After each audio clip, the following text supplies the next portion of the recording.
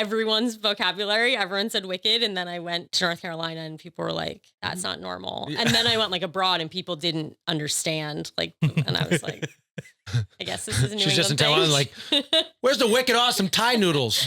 From Maine's cold coast to Connecticut pride, Vermont's green hills, take it all in stride. Massachusetts traffic, we grip and we grind with a Dunkin' iced coffee and no peace of mind. So New England stands up proud. Chowder thick, we shout it loud.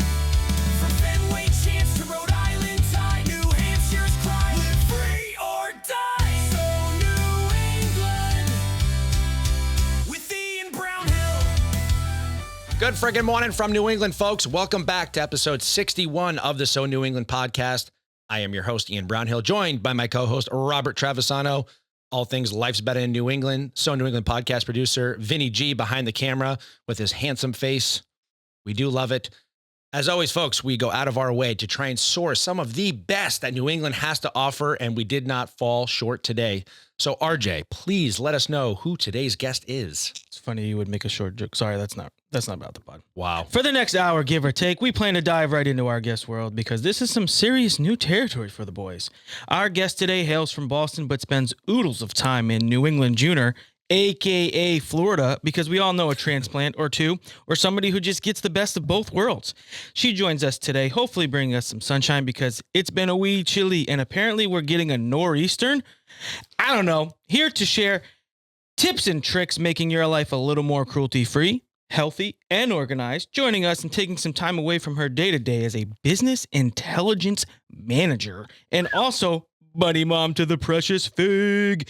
You may have seen her making some delicious foods or sharing some of her favorite spots around Beantown. Please give a warm welcome to the pod, our guest today, Miss Sammie Herrick. Oh, see, no headphones. You didn't know that there's a soundboard, and we just had music that went. Brr, brr, brr, brr, brr. You'll see when you watch the real episode. Yes. How did that feel? Was that like a little hype for you? Oh Yeah, that was very exciting. That's the caffeine you needed. You made me right? sound pretty interesting. You are super interesting. I got yelled at after like 15 or 20 episodes. Not yelled at. Yeah, okay. Spoken I'm to. not abusive of people that I work with. Just My to boss clarify. spoke to me and was like, hey, you're doing too much. Tone it down. So I had to. It never happened. Yes, it did. I would never do that, especially when we have so much to talk about. He was Especially with cute little Fig. We love Fig. We do love Fig. We love I definitely Fig. got lost in Fig material. I mean, The Fig content. it I was like, happens. whoa. It happens. Yeah. 3/4 of the intro was Fig. And then I was like, wait, he's not coming. They're not coming to We the probably pod. should have I thought wish about if we could have. note that for the future. Yeah, let's Animals allowed on the So New England podcast. Yeah. Yeah, I think so. Love that. Fig Sammy, would thank you love so that. much for making the trek down from Boston to Little Rhodey today, although we did find out that you've got some ties here, which is awesome. How was the drive down?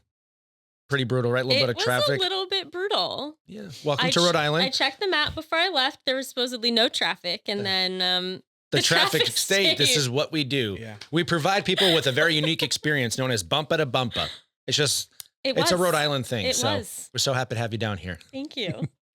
Well, honestly, let's just dive in. I want to get to know the lifestyle vlogging that you've done, the content you've gotten into. I know that you speak on a lot of unique subjects as far as like cruelty-free and the vegan thing, which we are not. We apologize in advance, but I would love to learn about it. And then also, you know, you're a big boss. Can I say the word? You're a big boss bitch out there. Okay, you're in the Boston world. You are crushing it. So we gotta get to know you a little bit more. So give us the backstory. How'd you get to where you are today?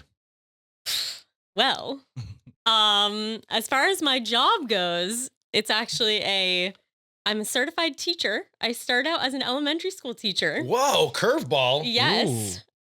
So not the normal path to private equity. And I actually taught in Taiwan for a year on a Fulbright scholarship after school. Ooh, that's cool. And What? yes, That is sick. it was amazing. That's really interesting. All right. I It was didn't the know that. best. Came back for grad school to study policy and management.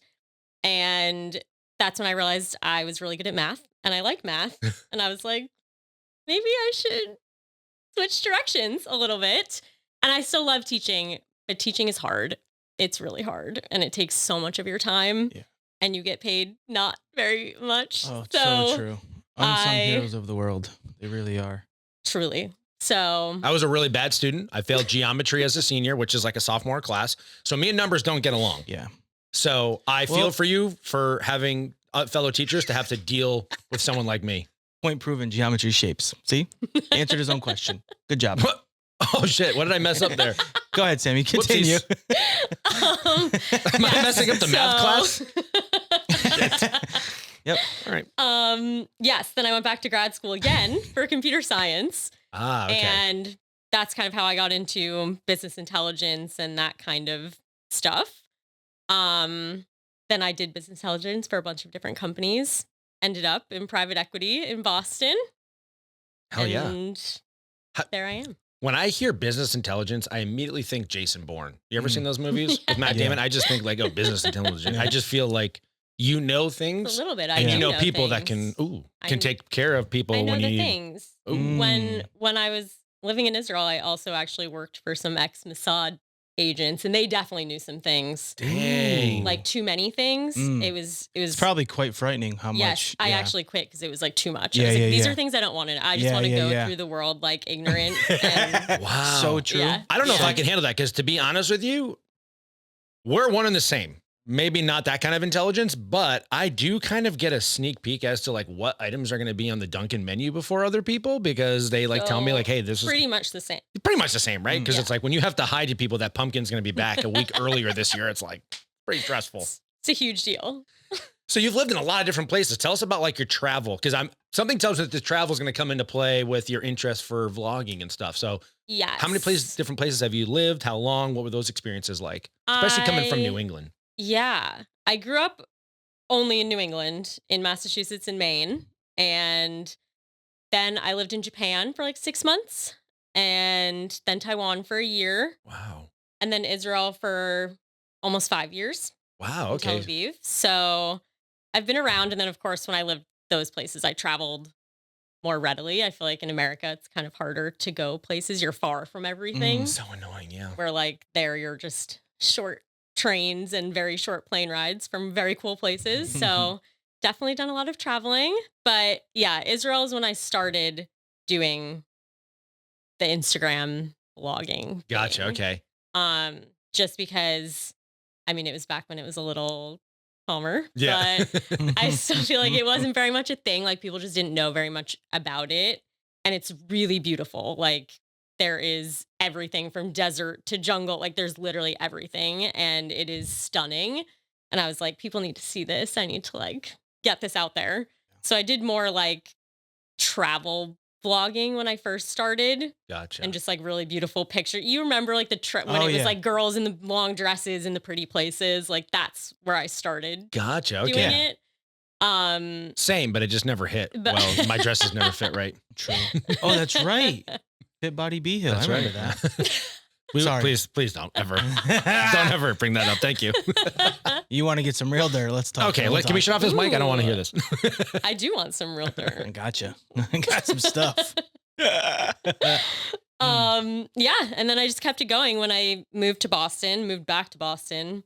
I just loved doing the Instagram thing and it was kind of starting to get bigger at that point. And then I started, I think, in Boston doing more like travel. Here's what to see, here's what to do. And then kind of realized that when I got my job in private equity, that it is very time consuming and I was very busy all the time.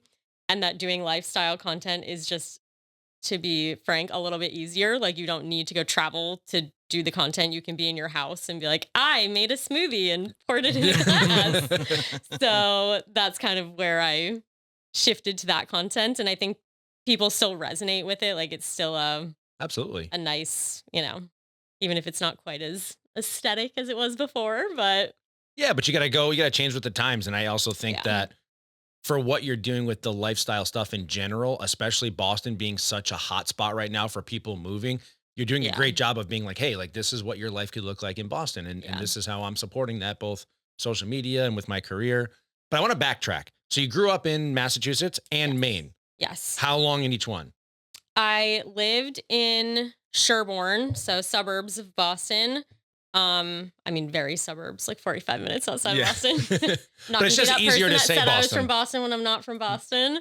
I say I'm from Boston and I'm from Rhode Island. I travel and I was like, I'm from Boston. Although It's easier. there is a joke, like an ongoing joke about Rhode Island where no matter where you are in the world, when you're traveling, you will find someone that is from Rhode Island for some reason. I was in Ireland on an elevator talking to someone. And the short of it is the woman that I was speaking to, she had mentioned, oh, I'm from the States. I was like, oh, we're from Boston. She's like, oh, I'm from Portsmouth, Rhode Island. And I was like, of course you are. We're in the middle of Galway. I mean, it's not completely far-fetched. Yeah. I think Galway and Portsmouth, it's only a boat right away, but just in general, wherever you travel in the world, you'll find it. It's wild. Yeah. That anyway, is sorry, wild. continue. We're such a tiny little state. Right? Yes. Doing big things. That's why Boston's easier than We saying Rhode always Island. leave and then we come back. That's right. And here we are. Yeah, so I lived in Sherborne until high school. And then my parents decided that they were over the hubbub of Massachusetts. They wanted to live the quiet life. So we moved to a farm in the middle of nowhere in Maine. Love that. Love that for them. Love that for And- you. This is great. Yes. I'm already invested. It was pretty great. It's better now that I don't live there. Like, it's nice to go visit. It was not So that they're still in great. Maine. They're still there. Oh, nice. On the Yes. farm, doing the whole thing. On the farm, my dad grows Christmas trees and grows hay, which I take by the trash bag full for fig.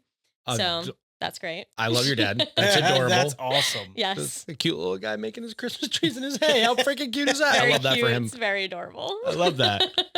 So is that where the vegan thing came in when you started working on a farm, or were you always a vegan? So I was a vegetarian from the time I was like 7, just because I like animals a lot. And then I actually, when I was living in Israel, I developed a dairy allergy out of nowhere. Mm. Okay. And I was like, okay, if I am a vegetarian with a dairy allergy, I might as well just Yeah. take the leap. And that's when I went fully vegan.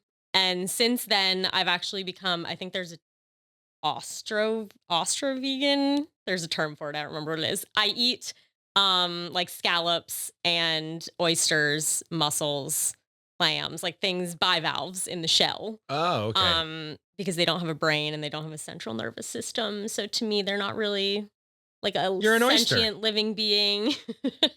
I'm straight lean meat, so you want no part of this. This is pure protein, 99.9. Yeah, but missing the brain and central nervous system. Yeah, we thing. got the joke. Thanks, Coast. Thanks a lot. Go do some geometry. This is what best friends look like after years. They just, beat each other up. All right. So a lot of the time in this podcast ends up becoming my own inquiries because I end up getting curious. Everyone's favorite word on this podcast. Mostly yours. Um, What would you say was the hardest thing to learn growing up? probably learning how to use, save, or spend money. You legit worked in banking, did you not? You're welcome. Are you still with Dime Bank or are you too Hollywood now? Okay, rude, but yes, I am.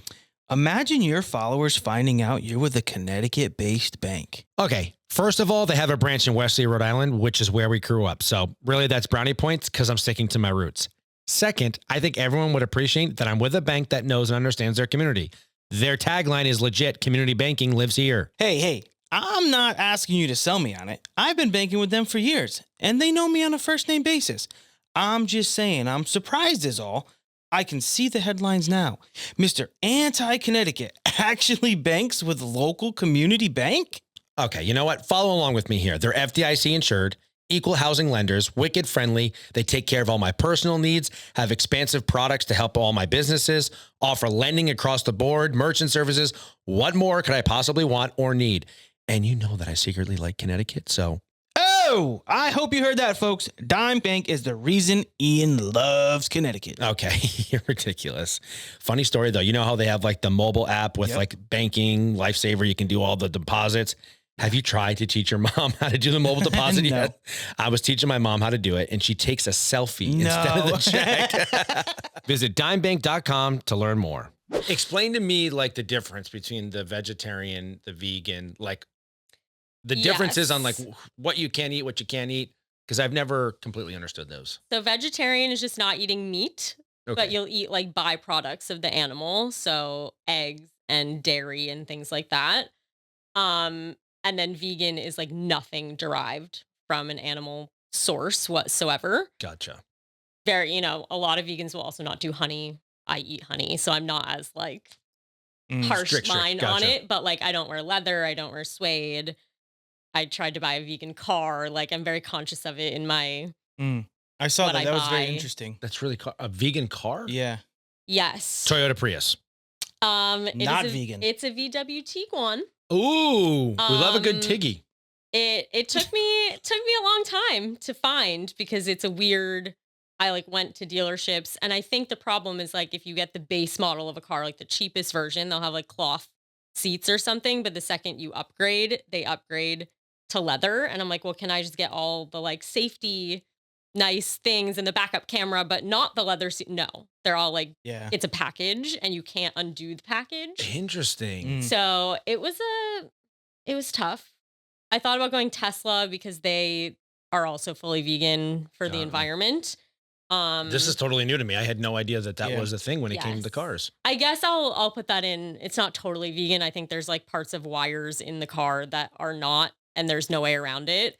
But for me, I feel like the one thing I will probably be controversial to the vegan community, but the one thing I don't love about the vegan, I feel like it's just very prescriptive. Like you're either doing it right or you're doing it wrong. Right. And to me, it's just any little thing you can do is better than doing nothing. So Agreed. I was going to say, you're doing better than 99% of the Yeah, human race that's- when it comes to contribution in that sense. So yes, trying. I Interesting. can only imagine how tough it is, especially nowadays, because I work with a few people who have, celiac, gluten-free, all the different new things, and I only say it like that because I'm just not knowledgeable about it because I Yeah. don't. But it's crazy because that stuff almost like forces your hand to have to be like you say it's an allergy, but it's really like other things, and then you lose like that concept of like, all right, what are we putting in our bodies at this point? Like we've become very like efficient in trying like we had our bodies at 18 and it's like, all right, how do we get that to be now that we're 33, 34 years It's not old? And it's working. like, like Everything little- hurts. But like at the same but time, we're trying. there's so much different stuff, like how much stuff comes from like even cross contamination. I Yeah. work with girls who are gluten free, and I have to be very careful when we do stuff or bring stuff in because it's like, all right, this says gluten free, but was it with- made with something that was not? Mm. So I give you a lot of credit because I'm sure that stuff's really hard as is. Do you ever find that it's more of like your body just doesn't resonate with the food too? Yes. Was that one of the reasons? Because you said you started at 7. Yes. What's an early age to start? Yeah. Yes. So was that really where it came from, or was that part of it? Because I know you said you're very like pro animal. Yes. I mean, I'm definitely the base of it is an animal well-being thing, but I also think a big part of my life is lifestyle and what I eat and what I put in my body and making sure that that's natural and good as much as I can, I love some Van Leeuwen ice cream with the best of them, but generally, I do think I feel better like eating whole foods and just sticking with some natural things Yeah. from the ground.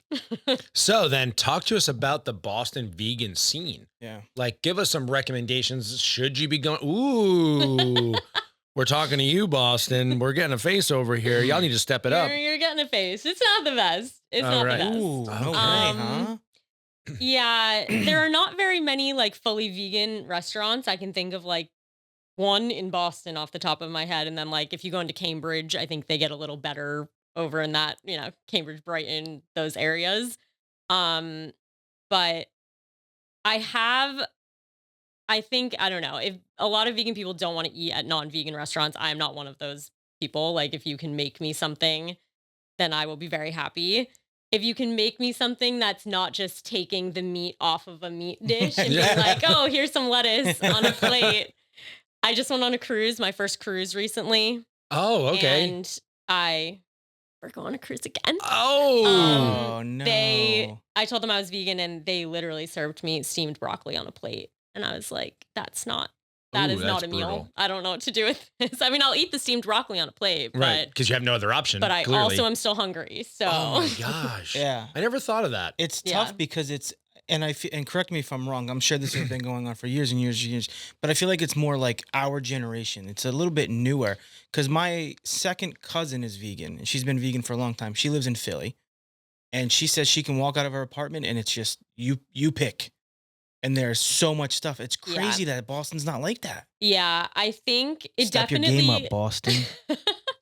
it Philly's got it. definitely is newer. I feel like even since I have gone vegan or vegetarian, like the things in the grocery store, like it's so much easier to shop now because it became trendy. And I'm kind of thankful for that it became like a healthy trend thing that people want to do or explore, because the options when I was growing up were like pretty gross and very basic. And now people are really, you know, there's a lot of money in like that industry of vegan food and vegan meat and that kind of thing. But yeah, Boston is tough, I think. I think generally, I'm gonna again make a maybe controversial statement. I feel like Boston food scene generally, not only for vegans, is just not the best. Like no one's gonna go to Boston for their food necessarily. Like for vegan food or just food in general? Food. I feel like it's not a foodie place. Wow. I think I gotta be honest with you. Is that a controversial We've had statement? some hot takes, but saying Boston food scene's not it is might be the hottest take we've ever had on this podcast. Well, Mike said the same thing. He was Mike like, did say listen, that. it's not in Boston, it's on the outskirts. Yeah, I was gonna say, you know, I think that's the problem is whenever I think of Boston, I pretty much just like cut from Newton left. I'm like, that's Massachusetts, and the right, everything north and south is, except for like maybe southern Massachusetts.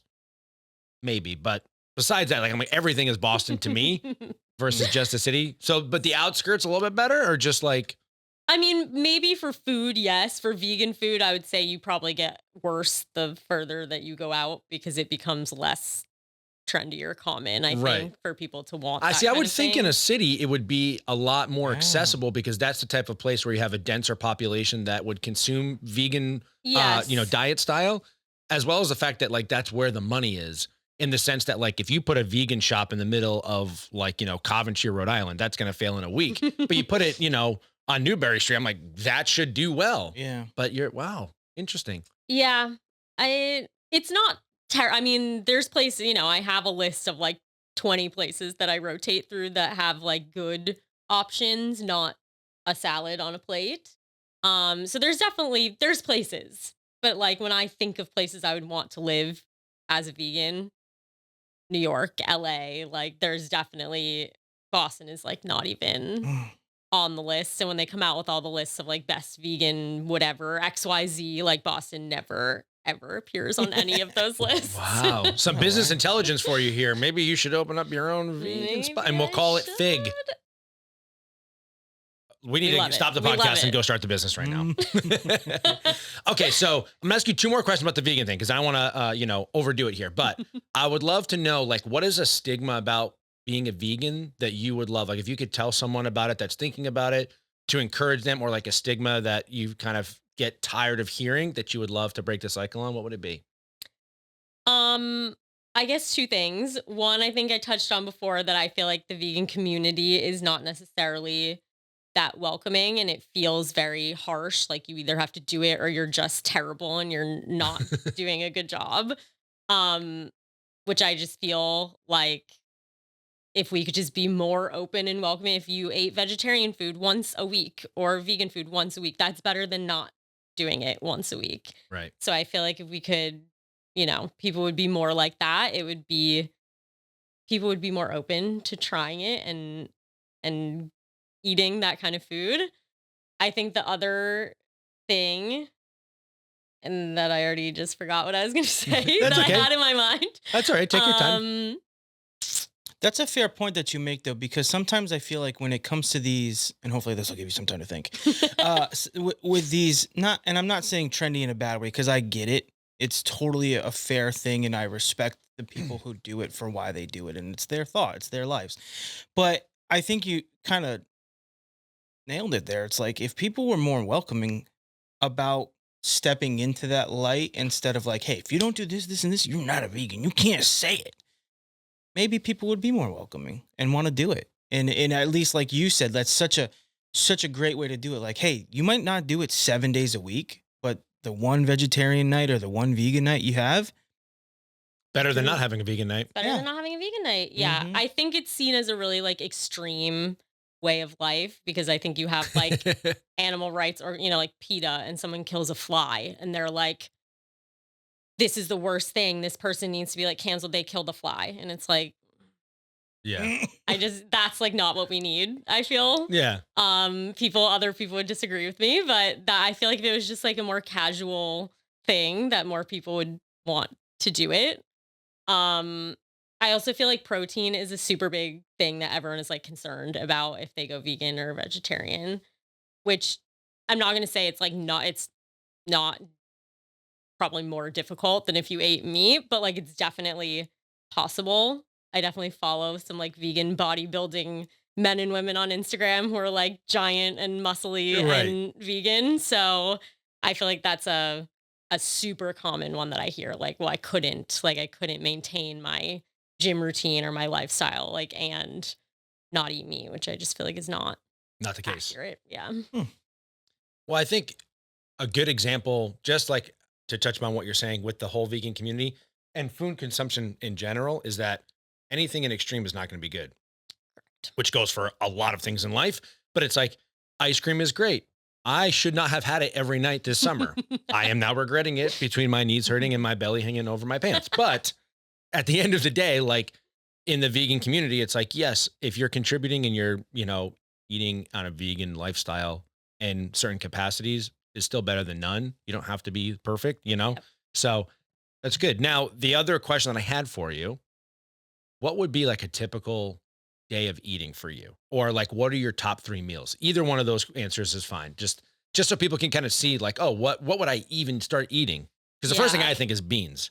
And I get nervous about those. I don't eat a lot of beans. Oh, I'm not a bean gal for the most part. Okay, then. Yeah.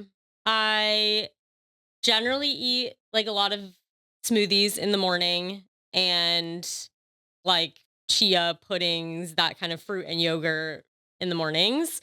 For dinner, I will say, which is going to turn a lot of people off, I'm a big tofu girl. I love tofu. You love a good tofu. I'll do tofu in a little miso soup. That's about where I cut the line. I love miso soup. It's the best. I Absolute have best. miso soup at home. Make it at home a lot. Oh, you make it at home? Yes. Nice. Get that recipe from me after this. Yeah. But I feel like tofu is, I mean, I will eat it plain out of the package. I know that like people hate it. It's a weird taste and a weird texture, but I love it. Yeah. But you can also like fry it and put it in the oven and do all these things to like change that smushy sponginess, gelatinous texture. So I feel like I do a lot of like stir fries and like those one pan things, you know, where you just stick it all in the, I don't love to cook. I like to eat healthy. So I cook in order to be able to do that. But like, I'm not going to make something that takes like 2 hours and has all my sister studied gastronomy at BU. That's her. I leave that to her. I go visit her in the suburbs and she cooks for me. Awesome. All right. So let's jump back into the content side of things. When you are kind of making your content, like, do you plan it out? Because like the lifestyle vlog is, I feel like you're probably the first person we've had on that is primarily like vlogging, like everyone that's been on kind of vlogs, but just talk about like the setup, the experience and how that kind of goes, because I think there's a duality that people don't realize. It's like, oh, just set up your camera and record your whole life. Is it that easy? Or do you like, you know, you go to hot yoga, you're like, okay, only record at the beginning before the sweating starts and the stretching is very flexible and you're not like, you know, dying of heat stroke and, you know, hairs all over the place. Yes, definitely that. Yeah, I feel like it does seem really easy. Like you just have something and then you're just going about your day, but that's like definitely not what it is, which is why also one of the reasons that I don't want to do it full time, because I feel like when I don't want to do it, it's nice that I don't have to do it. Because now if I don't post for 2 weeks at a time, like no one cares. It doesn't have any False. effect We on care. me. But go ahead.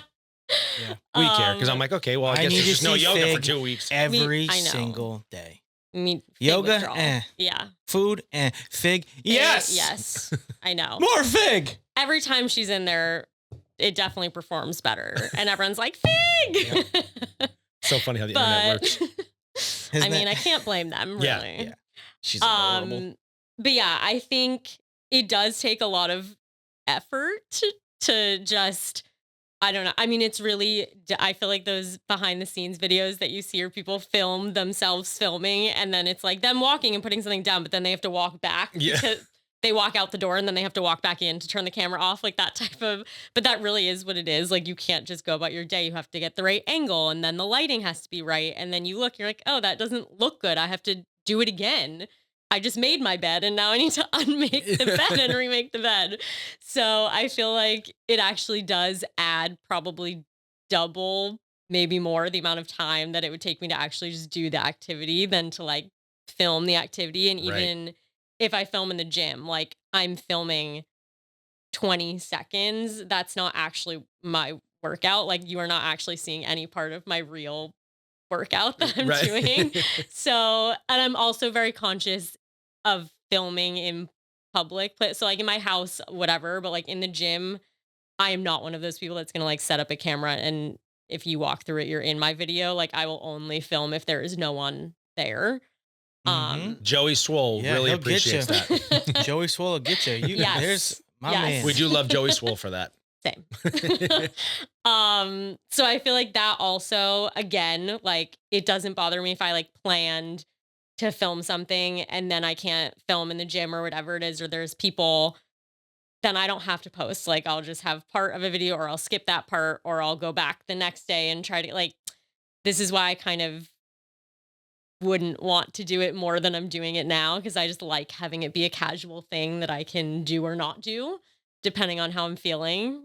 And often I don't want to do it because it's a lot of effort. And I just want to get whatever I need to get done and not Have to film have and 12 extra like takes and all this extra time. And it always blows my mind that I see like other influencers who will do, like talking to the camera and they're like, oh, I'm really late right now. I'm like, well, if you're actually really late, Yeah. I know how long this is taking you. So are you actually late? Or are you just making yourself more late? I like don't understand. Like if I'm late, then I'm not recording myself being late. So It's interesting because like, you have such a good social following, but it's like the duality of what you're saying is like, if I don't like, it's Yeah. just so interesting because as someone who is just like completely absorbed by the social media thing, I'm like, God, I feel like I can't do anything without thinking, oh, this would be a great video. This would be a great video. I should be doing this. I should be recording that. And it's like the perception versus reality is very different. yes, I definitely also have days, which I feel like I need for my own like mental health and well-being. We need a mentee being. That's it. Where I will go and do something super fun that like definitely would have made good content. And I just don't want to because I want to enjoy Yeah. the time there. Like I feel like there's a very big difference. And I'm really grateful for like all of the things I get invited to and hotels I get to stay in, all these fun things. But like there's a very big difference between going and having a weekend at a hotel that's for you versus like this is given to me and now I need to, or I'm paid for it and now I need to create content. Like that's a very, and I try even then to like, okay, we're going to do 2 hours and then we're going to go enjoy and not film because I'm still trying to just be in the moment. But I think it really does take you out of them as whatever it looks like. I think you're not actually doing that. Yeah. So I definitely try and balance that. And I think, again, that's like why I'm thankful to just have it be something on the side that's just fun for me. It's a creative outlet. But like if I want to just go do this super fun event and not ever take my phone out, then I don't have to. And I'm also thankful for that. So Yeah. You're in a good position. And the reason why I'm inquiring further about this with you is because, online there has been quite a shift in reality for a lot of people. Students aren't really going to college as much anymore. They're becoming instantly famous overnight at an incredibly young age. Yeah. I was saying that, I can't imagine. Like, think about how ridiculous I was as a student or like with Facebook and MySpace. Imagine if like I had this before I had any maturity in my life, which I don't know that I'm really mature, but some sort of boundaries with my life. But imagine if I had the TikTok stuff like in middle school or high school. You would have been a problem. Yeah, that'd have been ridiculous. Like I would have never been able to control myself with the fame. Like that would have been ridiculous. So anyways, fast forward. And I say that is because there has been such like an argument online for people who see like kind of would love to pursue it and they're not sure how to do it. And there's that argument that's back and forth about like, this isn't hard. You have no idea what real, so you're in a position which is pretty rare nowadays, where you do have brand deals, you are successful, where you are doing content, but you're also working a full-time job. And I would just love to kind of, if you could, I feel like you've touched upon it a lot in and out of this conversation, but just talk about like the difficulties or necessarily what it's like to have both of those things going on and how they compare as like a career and a job and what those are like. Does that make sense? Yeah. I got a little bit of a tangent there. Sorry. For sure. No, I think honestly, being a content creator full time takes a lot of discipline that has to come from you and only you. Like there's no boss or someone telling you that you have to do something or knowing that you'll get reprimanded or in trouble if you miss a deadline or you don't do something. It's just all on you, which I think people underestimate like how much self-control and discipline that really takes to make that work and how much you have to. I just think about like when I have a day off and I make a list of things I'm going to do and then I sit on the couch until 4 p.m. and do nothing and I pet Fig and I watch Netflix and like I'm getting up for the first time at 5 p.m. Like that is, and I'm like, if I did this full time, that's what I would do. Like Right. I would just sit there Free and do will nothing. is actually a lot more It's- dangerous than people think. It's really, really hard. And I feel like in that way, I guess it depends your personality, but like in that way, for me, having a full-time job that is very like demanding and serious, then it makes it easier because it's very structured. I have meetings all day long. Like there is somewhere I have to be. I will be noticed if I am not there. Like there is an inherent structure that I didn't need to create for myself. And I think, I don't know, I think in my content, it seems like I make that structure for myself a lot of the time, which sometimes I do, but sometimes I don't. Like there are just many days where I am doing literally nothing, like bed rotting. And We love that though. We do better- love What's that. better than that? that's also why I love not making content full time because I can bed rot and no one needs to know about it. Exactly. So Well, now they know. Sorry. now they know. Figs out of the bag. Get that? Like cats out of the bag, but I said figs out of the bag. Yep. Okay. Sorry. Cut that out. Make sure. No, get that in. That's my best joke. Cut My that best out. dad joke yet. Don't quit your day job. Yeah. Already have. No, I think, kind of like I was mentioning to you just a few moments ago when our cameras died, is that, I think back, do you know who Michaela Noguera is? She's from, I don't know if she's from Fall River originally, but she's a Massachusetts girl. She's massive online. She's got, like, Makeup. She does makeup makeup. girl, Yes, yes. I know who she is. So she caught a lot of flack one time for an older video when she first started making content. And it was like, I just finished making content. It's like 7 o'clock or 5:30 at night. Like try being an influencer for a day.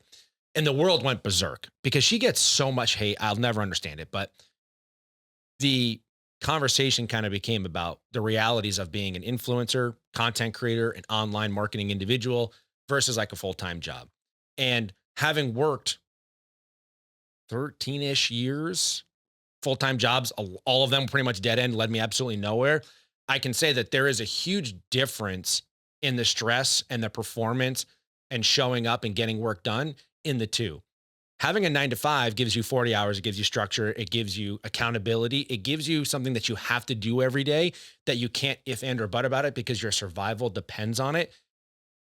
But that doesn't take away the stress, the time, the, being exhausted. You deliberately stay up late because you don't want to go to work. So then you're tired at work all day. Like there's a lot that goes into it versus an influencer or content creator. Like everything lands on you all day long, 7 days a week. And like your 15 seconds could be up at any moment. So bed rotting is a great example, but Vin being my producer and someone that I work with like all day long, I will create a chaos in my own home. It's dead silent. There's no one around and I'm creating this chaos of things that need to get done. And it feels like a stressful office environment because if I just sat there, I don't know that I could do it.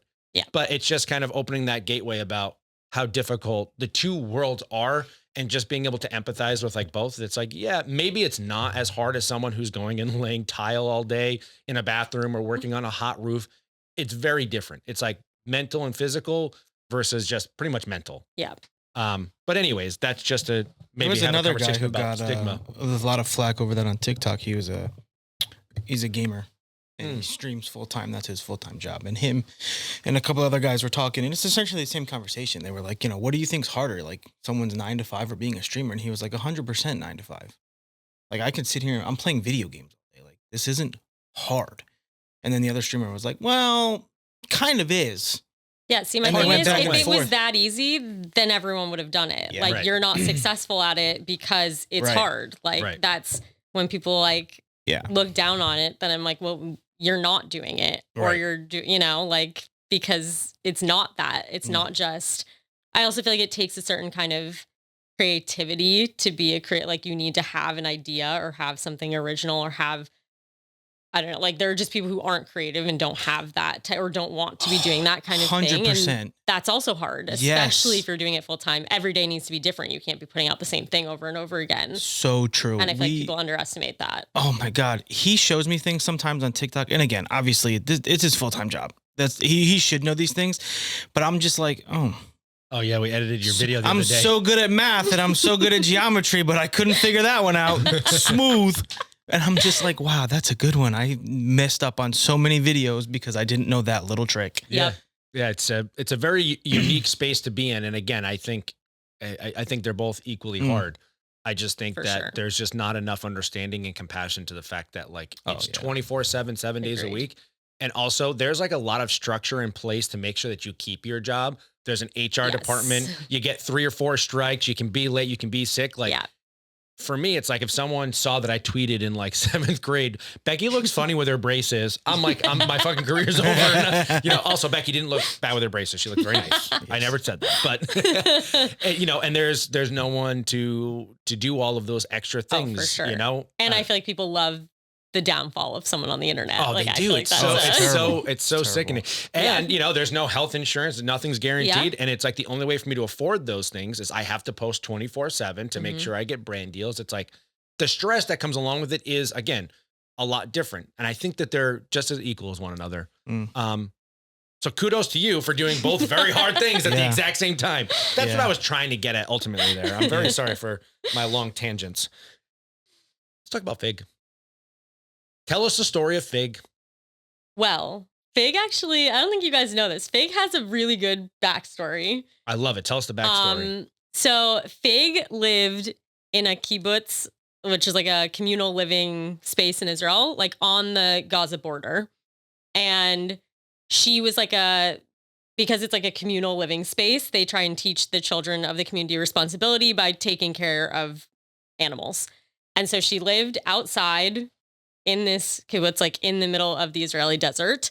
And Didn't know you could have bunnies in the desert. Just putting it out there. yes, There's a fun fact. I for think you. it's probably not the best for them. They're very heat sensitive, I but was there gonna she say, was. Yeah. And 2 weeks after she was born, so like, tiny, her parents got killed. Her bunny parents got killed by a snake in Oh, no. the Israeli Oh. desert. And I know a girl that lives on the kibbutz, and she was like, I know you love animals. These baby bunnies are going to die because they're still supposed to be like with the mother. right. You need to come take care of them. And I was like, I live 2 hours away in Tel Aviv. I have a job, an office job, and you live on a community of people who are supposed to be taking care of these bunnies. Like, someone else take care of them. And she's like, no, it has to be you. Like, everyone has things to do. And I'm like, I also have things to do, but also, you picked the right girl, because like, I'm obviously not going to say no. I'm on my way. So I get on the train and I go all the way down. You sure you want me? While she's halfway there already on the train. So I stayed there by myself and like nursed these bunnies back to health, these tiny baby bunnies. There were 4 of them. And after like a week, they were like doing good. And she's like, okay, they're going to survive. I was like, I just nursed these bunnies, but they would be dead if it was not for me. I'm their mother now. Give me the bunnies. And she was like, oh, they belong to the community. And I was like, the community didn't take care of the bunnies. Yeah. I took care of the bunnies. And she's like, you can take your favorite one bunny, which, like, I'm sorry, that's Sophie's terrible. choice. I mean, who's doing that to me? But Right. that's what she did. my mom would have chose me. I get it, but She made me choose one.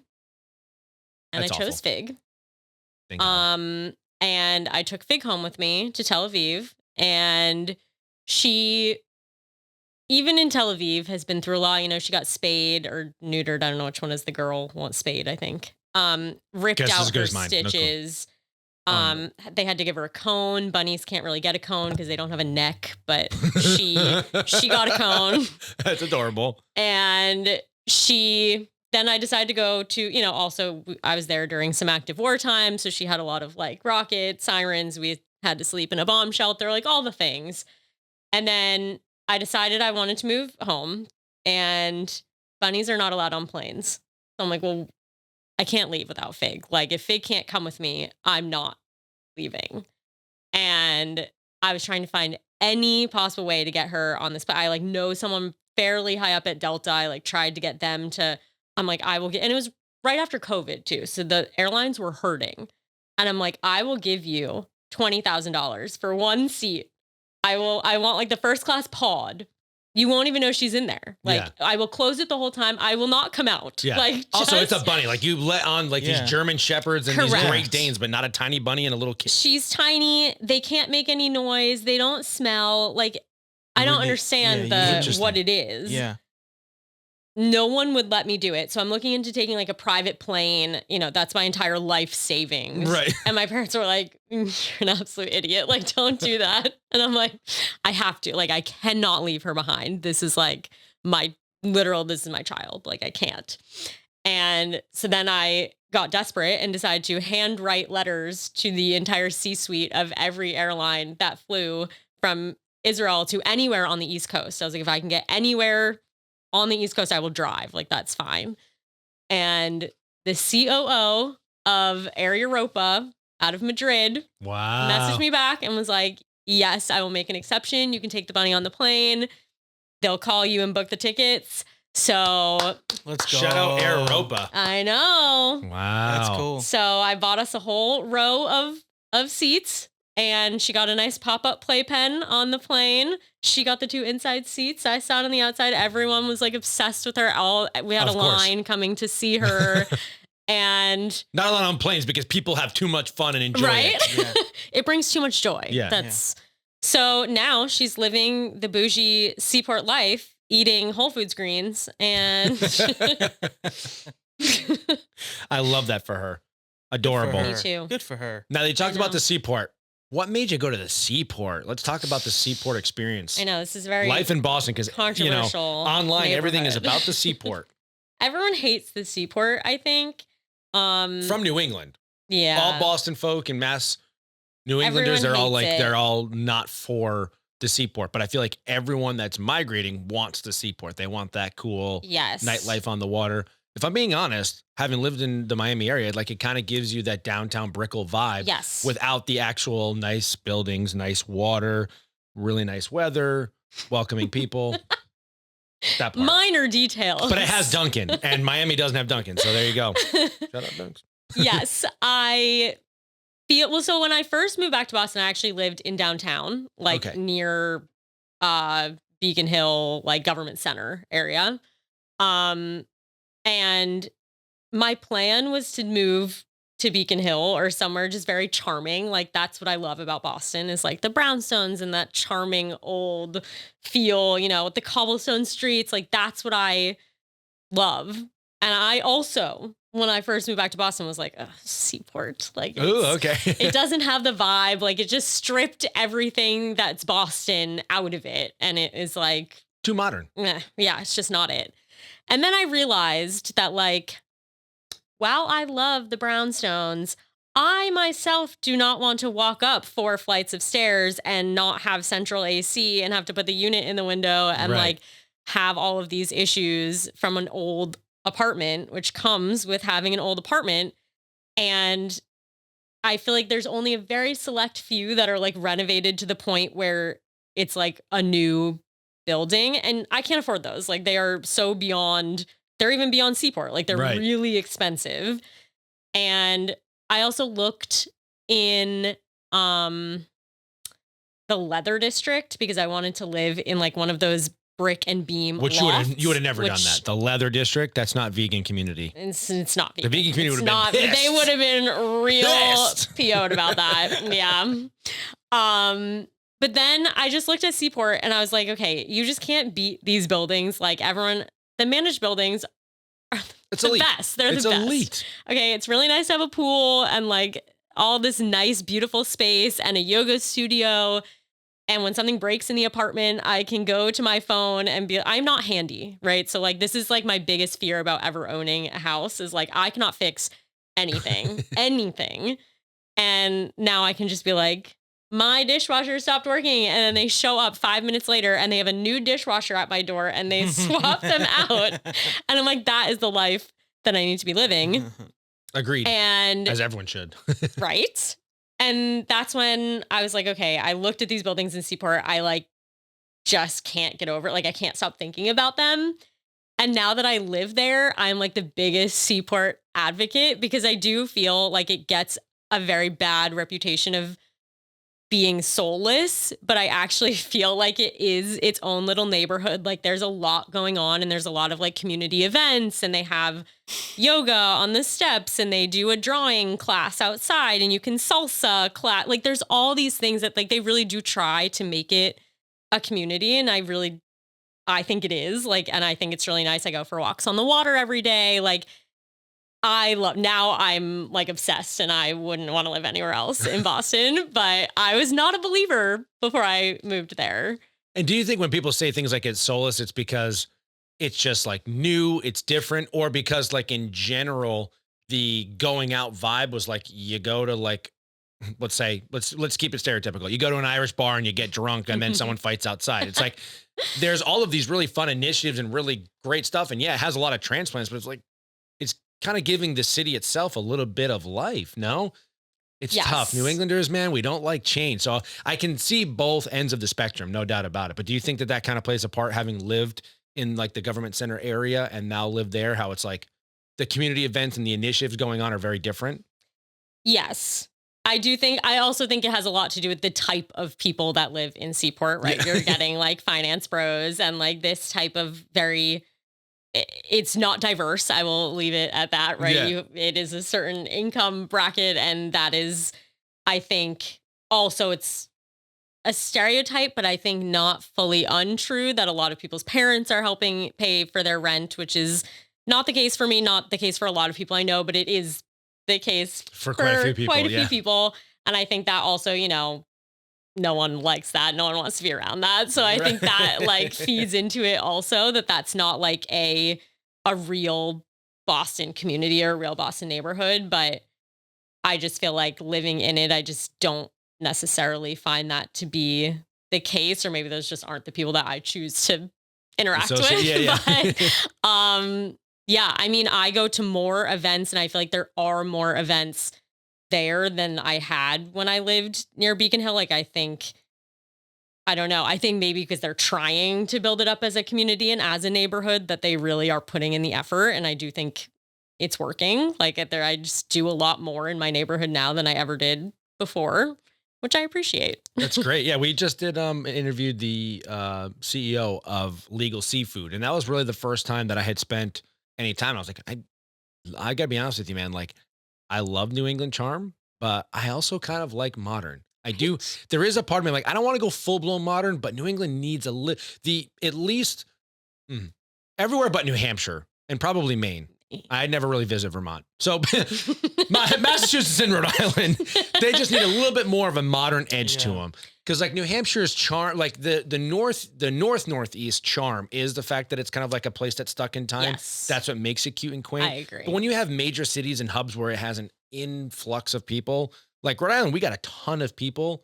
We have like Newport, which has kind of done some initiatives on the waterfront to kind of step up their modern game. But just in general, like, when a lot of Rhode Island is like doing these new shopping plazas, but it's got all of the cool acai bowl places and tropical smoothies. I'm like, this is great. Like, I like this stuff. Yeah. It doesn't all have to feel like, I also feel like people are really quick to like, it's too basic. Like, I don't like basic things. Like, yes, you do. Yeah. Stop lying. Like, everyone likes some basic things. Yeah. Okay. Well, there's certain spots for that too. Cause like I work at EB. So I'm down in Connecticut and they're building, gosh only knows how many new luxury apartments. And it's like, I hate to be that guy, but like, it's Groton. We have EB and Pfizer. Like, what are you putting over here and making these $2,500 one bedroom, one for who? It's going to take a while, but they're going to do the same thing as, it's like this is how it begins. They start moving those people in first because they need the area to start making money before they can build up more. Yeah, it's just tough because then you see those, but then you go a mile down the street and it's a shopping plaza that's complete. It's like 2 buildings out of the 10 that were split. You know what I mean? Yeah. So it's like, what are you doing? Yeah. But hey, that's why we have a podcast, because we don't know that shit. Amazing. All right, let's get into the So New England segment. You also don't have your headphones on. Is there a noise that I can't hear? There is a noise that you cannot hear. All right, we have 6 beautiful states here in New England. You have lived in 2 of them, but I would like you, if you don't mind, to please rank the New England states in order from favorite to least favorite, or best to worst. Oh. I mean, I'm going to have to put Massachusetts first. Of course. It's where I grew up. Boston, I love. I feel like you just can't beat it. Also, Nantucket, Cape Cod, Martha's Vineyard, all Massachusetts. Very fair. So that has to be first. Second, I think I'm going to have to go Maine. I did live there, so obviously I am biased, but I also feel like that is just quintessential New England to me, like those coastal towns and just very naturey and beautiful. So got to go Maine. Then,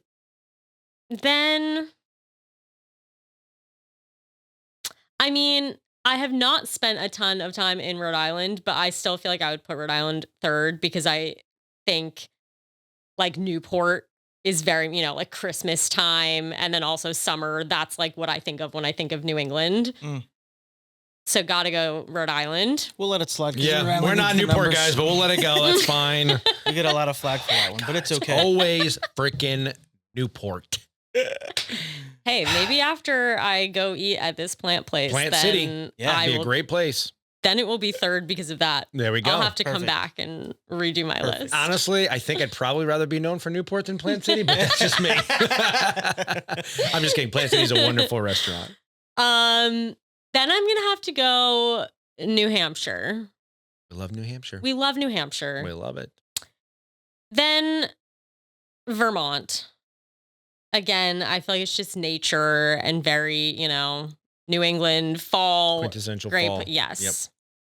And then we're going to have to go Connecticut. Oh, last again. What the heck, Connecticut? Oh. Gosh, dang it. Oh, man. Darn it. Everyone seems to think that I'm just this big hater, but here we are again with our 61st guest putting Connecticut where, folks? Last. It's not just me. It's not that you're a bad state. It's not that you have bad people. It's just that there is something about New England. There's a charm. There is a sense of something in the air that you guys just don't have. Yes. Southeastern Connecticut, yes, like where he lives, Mystic, very cute, kind of like Newport, kind of like Seaport, Kennebunkport, Vermont, New Hampshire. It's like, but once you get, that's it. Anyways, you've lived in a lot of different places. You are very well traveled.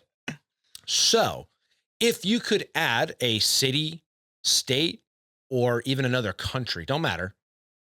Bear with me here. If you could add them to New England, what would it be? And it brings everything. I always try to clarify. It brings everything. Some people just bring like a city because like I just want the city. For example, I brought Florida. I was like, I want the nice weather. I want everything that Florida's got to offer with the coastline. That should be the ocean state, not Rhode Island, but I digress. There. Or the swamp state, but I would bring, I think I would bring all of Taiwan. Ooh. Yep. Nice. Yep. I feel like it has better weather. I mean, it does rain a lot, but it has better weather generally. We need some warm weather. Yes, we do. So that brings that. I also feel like they have really good food, which I already made my thoughts on that clear. We need some of that. Wait, let me ask you this. And we might cancel this out because if I sound really stupid. I had chicken pad thai last night. Is that Thai food? Just because it says chicken pad thai? I hear the Thai at the end. I think it's Thai as in Thailand. Fuck. Cut it out. Yep. You heard that? Yep. Geography, geometry, any geo something, my man don't get it. Fuck, man. Okay, yes. We need better food, correct? We need better food. Yeah. So Taiwan. It's just TikTok trends. That's all that's up there. That's all it It's is. I just the have trending sound bites in my noises. head. Like sugar on my tongue. Yeah, that's like stuck in my head right now. Okay. Is there something about New England that you happen to think is a little bit overrated? I'm going to say winter. I feel like people come here for the winter, love the winter. Like I know I have friends that wait for the winter to go skiing and they're like so pumped about winter time. No. Straight to the point. That's kind of a hot take here. Yeah. Not a fan of winter. Winter's overrated here in New England. Yeah, it's terrible. I hate to break this to you, Sammie, but you have just gone viral because you are going to make a lot of New Englanders upset with that statement. It's just the worst part of living here. Yeah. And that's by why far. you're going to be, a little snowbird moving forward. We're going to snowbird. I love it. Okay. Is there anything that you happen to find underrated about New England that more people should be celebrating and enjoying or tell the world about? The seaport. Big seaport gal over here. I love it. Okay. How about, like a nostalgic day? Like what for you screams New England nostalgia? Gonna have to go Bugaboo Creek on this Ooh, one. we do love Bugaboo Creek. I went there a lot growing up with the moose, and everyone lied and said it was their birthday so that they could kiss the moose Yep. that they brought to the table. That Think about the germs. okay. If you, I'm very germophobic now. I like always have Purell. I'm like, I won't touch anything. And I think about that now and it makes me want to like die inside. This is why you have a good But immune system, though, because we used to do crazy things like that. I was so excited to kiss the moose. Now I wouldn't be caught dead kissing the moose, but It builds You would do it. character. You would do it. Yeah. We're gonna find a build clip. We're something. gonna do some sort of AI thing where we get you kissing the moose. Yeah, kiss the moose and then Purell. You can probably make that happen. I know you can. Vin gets excited when you start to talk. He's like, AI, I'm in. Anything Chat GPT. Don't give me that look. I was just waiting for him to say something. Okay. All right. So you're not a fall gal. A winter gal. So then what is your favorite New England season? It's definitely a toss up between summer and fall. This is why I'm not going to Florida till like mid next month because I need the fall. I love the leaves. Give me all the basic girl. Like I want to go apple picking. Pumpkin spice. I want the pumpkin spice. Love it. I want the apple cider donuts. Like give that all to me. All not available in the Seaport, by the way. Where do you go? Newport? Excuse me. New Hampshire, Maine, Vermont. Where you go? Oh, you got your family. You just go right up to the farm. Yes. Yes. You're a lucky duck. I know. That's awesome. Life is good. Life is good. All right. So you said that you do a lot of the Netflix and that's not what you said. Cut that back. Sorry. Fuck. That is an internet brain rot right there. Okay. You said you like to cooked today. I'm so sorry for that. I meant to say you bed rot and you do the Netflix. Yeah. So that means you're a movie TV buff? I wouldn't say that because I don't think I choose like quality television to watch. Perfect. So that's the next question then. Is there a New England based movie or TV show or like New England influenced type of, film that exists that happens to be your favorite? I mean, I'm going to give the most basic answer, but I feel like if you're from New England and don't give this answer, then I'm going to judge you Ooh. because it's Good Will Hunting and it has to be Good Will Yes. Hunting. Yes. Yeah. You know what I watched this weekend for the first time in a while? The Departed. Really a great movie. Oh yeah, I saw Great that on movie. my Amazon. That was purchased. Oh yeah, because I can't. We do like this the streaming services for like the bootleg, but I'm like, it just like loads all the time. I'm like, okay, I work too hard. I'll pay the $1.99 to rent it. Yeah. Also, Venmo request me because I forgot to. Okay, so you're a vegan. So this next question might be a little bit difficult, but if there was a vegan dish that you could like be the official vegan dish of New England, what would it look like? I'm trying to, the vegan thing threw me off. Yeah, I'm trying to make it specific to you. You're welcome. That's my creative side. I got a little creative on you there. Yeah, that really can't be like tofu. Yeah. That's no good. Lobster tofu. They do make fake lobster.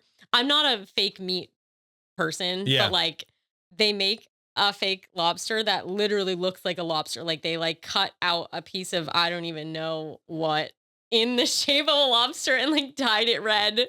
They're like, Oh my God. "Here's a That's lobster." too much for Is me. it like sea Too legs much. or whatever it is? Like the fake imitation crab? Is it the same consistency as that? I don't know. I've never eaten it. I'm too afraid. That's fair. That's probably best to not find out. It's best to not find Yeah. out. I Doing you a think. favor there, buddy, old pal. I'm trying to think of like good vegan food that I've had around Boston. I mean, this is like very out of left field, but Nautilus in the Seaport, originally in Nantucket, now 2 locations, has like this daikon radish cake, Ooh. and it's vegan and it's like absolutely bomb. It's really good. So, how do I say that? What is it? Daikon radish? Yes. I'm not even familiar with whatever that is, but that's the official It's a vegan radish, dish of New dude. England. Yes. Well, I get that, but the Radish- daikon part, I It's don't know what that radish means. cake. She just said it. Okay, all A right, daikon is just a kind of, it's like a long white radish. gotcha. Don't say yeah. You don't fucking know. I- You don't know. You have no clue. I was also gonna ask you what's a daikon. I didn't know that it was It's a long together white thing. radish, dude. Just literally, You're a real piece of work. Let me tell you, pal. fucking guy. Okay, let's see. What other New England questions can we ask you here? Sports. Oh yeah, are you a sports gal? I am a sports gal. All right. Want to rank the New England sports teams in order for us? Like favorite to least favorite, or just like Yeah. which ones do you enjoy the most versus the ones you don't really consume as much? We're going to have to go Patriots first. We're big Patriots fans over here. Not that you could possibly notice, but I mean, you know. And Red Sox. definitely have to put Patriots first. I mean, it's been like a sad few years. I feel like it's getting good again. It is though. getting good again. So, We love Drake May. we love Drake. We love Drake May.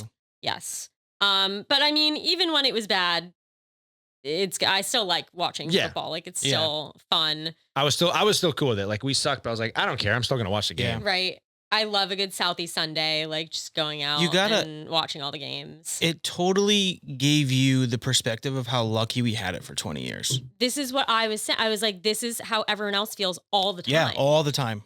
Mhm. And I just like couldn't imagine. Specifically Jets fans. It's Oh. terrible. There's Tom Brady in another Super Bowl. Oh, Patriots are back in the AFC Yeah, that was brutal. Championship game. That one hurt me. That one hurt me.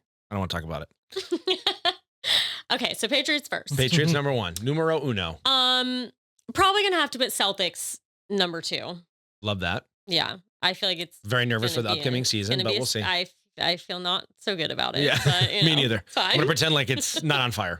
Everything's fine. Sold it. Everyone's We gone. need like the dog Tim's in the hurt, yeah. house on fire. Yeah. that. And then I mean, I would probably honestly rank Red Sox and Bruins pretty evenly. Like I think I don't necessarily, if they're doing really well, then I find it exciting. I always like to go to the Red Sox in the summer. It's like a summer staple, but I don't necessarily like find baseball super thrilling.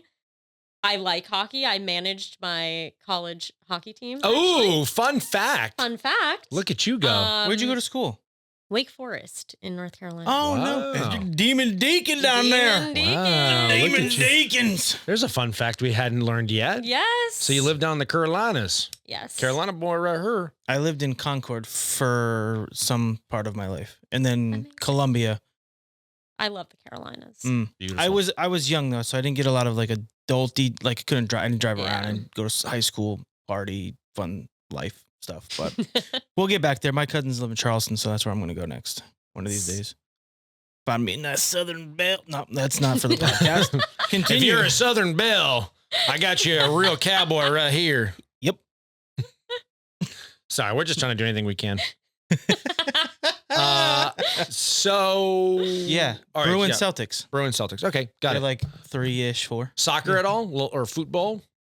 Not a big soccer gal. Okay, so we'll put Revs at the bottom then. We're gonna put them at If there was one word or one sentence or one phrase to sum up New England, quickly before your camera dies.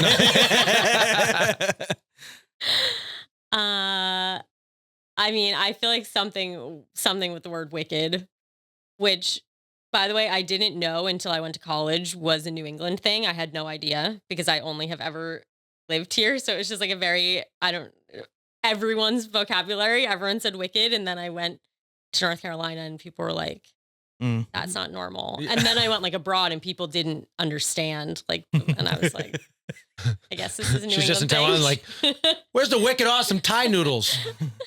Get it? Yep. Sorry. There you go. We can cut that. I was just trying to be funny. There you go. Well, Sammie, this has been fantastic. Thank you so much for making the trek down. Thank you for jumping on the podcast with us, letting everyone get to know you a little bit. Where can they find you online if they'd like to follow along and do some vlogging journey and see whatever you got coming up next? I'm at Sammie Herrick everywhere. Wonderful. And that's where they can see Fig as well. That is where they can see Fig as well. Fantastic. Very important. Thank you again. Actually, we do need the camera for the final cut. Oh, look at this. All right, folks, that is going to conclude episode 61 of the So New England podcast. Please remember, folks, life's better in New England. Red Sox